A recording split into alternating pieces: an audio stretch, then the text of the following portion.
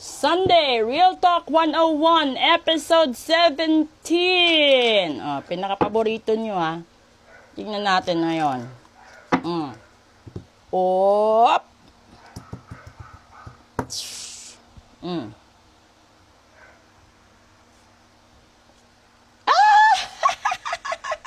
I-claim nyo yung Real Talk natin, di ba? Your goals are about to manifest in remarkable ways. Dreams are coming to fruition.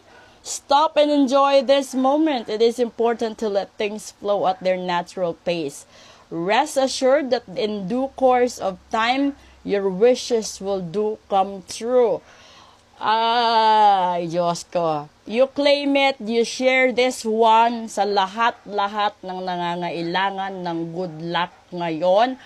At mag-comment kayo ng amen sa videong ito dahil isasama ko ito sa dasal ko para lahat ng magko-comment at magla-like at maglalagay nito sa favorites magkakaroon ng pinakamagandang Pasko at bagong taon kahit anong dasal or kahit anong hiling ninyo.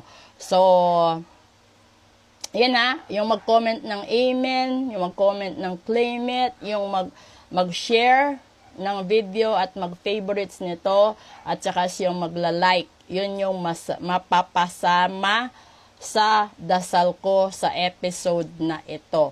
So, kung meron pang mga tao na kakilala ninyo na gusto na magkaroon din ng good luck, i-share niyo ito and then let them know to follow, like, and share din naman hanggang sa YouTube ko kasi i-upload ko din ito. So, yan tulungan niyo na ako dyan. Kasi hindi naman yung iba, real talk, hindi pera ang hinihiling. Yung iba, gumaling lang ang mahal nila sa buhay. Ito yung siguro ito yung Kasi kung ako kasi, lahat tayo may kanya-kanyang pangarap. Lahat tayo may kanya-kanyang hiling pagdating sa Pasko. Pero kalimitan, kapag may miyembro ng pamilya na dumadanas ng problema, sabihin natin niya, yung iba kasi depression Yung iba naman malubhang sakit. Yung iba naman yung tawag nun, yung paghingi ng tawad sa mahal nila sa buhay, sa kapatid, sa ama, sa ina, sa mga half-sisters, half-brother, sa mga relatives, ganun. Sa long-term best friend mo or sa taong special sa buhay mo. Yun yung hinahanap kalimitan sa Pasko. Kasi second yung handa sa Pasko. Pero most of the time, yung number one na goal ng lahat ng tao is magkakasama kayo ngayong Pasko. So, kung may time kayo, then you comment sa episode na ito kung ano ang hiling nyo sa paparating na Pasko at susubukan ni Phoenix Heart na isama sa dasal ko sa araw-araw. Kasi, yung parang tawag nun. Basta meron akong isang dasal na specific para sa mga ganitong episode. So, kung sino man din yung makakapanood ng video na ito, then write your wish sa comment section. And then, yun na yun. Kasi, yun lang yung magagawa ni Phoenix Heart, to pray for everything, or to pray na i-grant din yung wish ninyo, especially kung yun yung basta yung totoo, yung alam mo na kuminsan kasi, most of the time, emotional yung problema. Hindi kasi, yung pera kasi pwede mong pagtrabahuan, kitain. Pero yung pagkakataon na makita mo yung mahal mo sa buhay na gumaling sa matinding karamdaman is special na regalo yun para sa'yo. Kung magkasundo kayo ng mahal mo, no, sa araw ng Pasko at mabuo ang pamilya ninyo at magkapatawaran kayo, isa yun sa milagro. Kasi kung pera, wala. Yung katapat ng pera is sipag, diskarte, determinasyon. No? Pagtitipid, pagtsatsaga. Yun.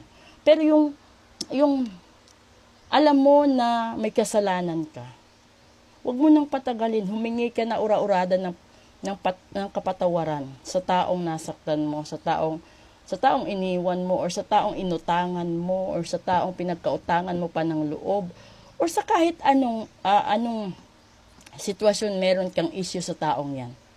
Kasi maiksi ang buhay ng tao para magpataasan kayo ng pride.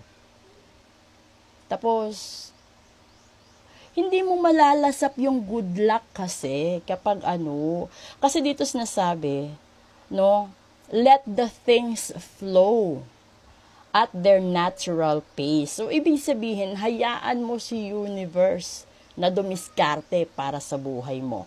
Kasi, alam naman natin na maganda lahat ng plano natin para sa sarili natin, sa anak natin, sa mga asawa natin, sa asawa natin, sa lahat-lahat in general. Pero sinasabi ni universe ngayon, antayin mo ang tamang panahon para sa'yo at rest assured in due course of time, your wishes will come true. Diba? And gusto ni Phoenix Heart, lahat ng tao maging masaya, no? Hindi kabawasan sa pagkatao natin ang magpakumbaba, humingi ng tawad, aminin ang pagkakamali. No, maliban sa pag-amin sa pagkakamali, siguro sa susunod na chapter ng buhay ninyo, baguhin mo na. You have to grow maturely and you have to create a better version of yourself for the next year, which is the 2024. Kasi wag ka namang may kasabihin yung iba na kung kailan ka tumanda at saka ka pa gumagawa ng kalokohan. No? Wag kang tawag nun. Yung nagmamature ka pa urong. Wag ganun. So, you have to move forward while waiting for your own good luck and while waiting for your own timing na ma-receive yung pag-grant ni universe sa mga wish mo. Keep moving, no? Magpasalamat ka sa bawat araw na gising ka pa. Magpasalamat ka sa bawat butil ng kanin na meron ka, no? Kasi yung iba wala eh. Yung iba naghahalongkat ng basura para makakain. Yung iba nanghihingi ng lilimos. So kung ano yung primary needs na meron at kulang, yun yung unahin mo. Huwag mong isipin na kapag may perang iniregalo, ipapa manicure, pedicure, papariband, huwag ganun. Kasi mas mahalaga pa din na sa pagtawid ng taon, bagong taon, kumpleto ang loob ng bahay. Mayroon kang ulam, bigas, mayroon kang mga condiments, mayroon kang asin, na meron. Yung primary talaga sa bahay, yun na yun. Magkaroon ka ng lahat ng mga soaps na ginagamit sa pang-araw-araw, mga shampoo, yun yung unahin nyo. Kasi, yun yung primary. Yung mga wants naman, pwede naman gawin yan pag nagkaroon ka ng mga extra funds or extra sources of income. Okay? So, claim it, comment, share, and follow, like, and share. Okay? So, please support my YouTube channel din. At maraming salamat sa inyong lahat. This is The Real Talk. Good luck for everyone, especially sa magko-comment. Maraming salamat.